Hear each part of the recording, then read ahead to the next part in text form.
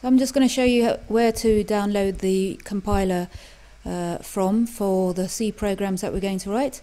The compiler will work on Windows laptops and PCs. There's a link to it on the course wiki, and just in case you're worried, and I've already done this, create a restore point for your laptop before you make any changes to the computer. That's always a wise thing. So let's just go to the course wiki. Here's the link for the compiler tools, and this is the website it comes up with, and there it is, just a green button to download it. The very first one is the one that we need, the exe file, which is 25.6 megabytes. This one over here, TDM64, you don't need that even if you have Windows 64, so this is the only one we're going to use. So let's click on the exe file and our download will start. So the download, it's hosted on SourceForge, so at the top here it's going to tell us that the download's going to start, and then we've got options that Explorer gives us. So I'm just going to save this for now, and then I'll come back to this once it's downloaded and show you the error messages that are shown by Explorer. So it's downloaded, and on Internet Explorer I get error messages. It is an exe file, so you know it shouldn't really download exe files unless you know the source.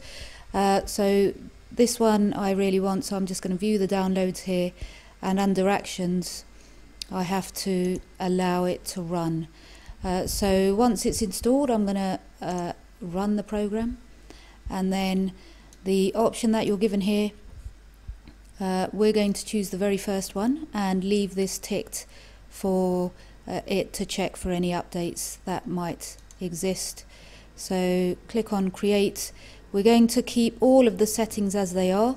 So again, we're going to have the 32-bit installation and go. So here I'm going to leave all of the options exactly as they are. There's really no need to change it. And here it's going to ask where to download it from. Now there is an option here to download from a Europe mirror. So there it is. There's one in the UK, in Kent. So I'm just going to choose that. Again, all of these options I'm going to leave here.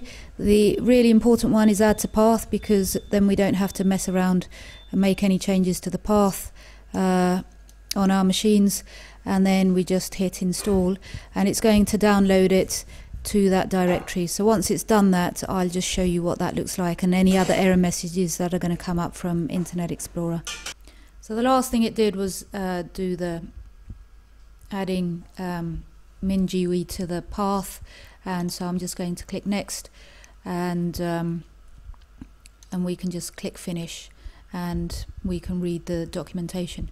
So we'll just show you quickly what's been installed here. So I'm just going to get up my computer and the C drive, and so just scroll down. So this is the directory that's been installed along with the files. So this is very important. It's got the libraries that we're going to be using. So just so you know that these things are installed, and in the next video I'll just talk about how to test to make sure that this works as it should.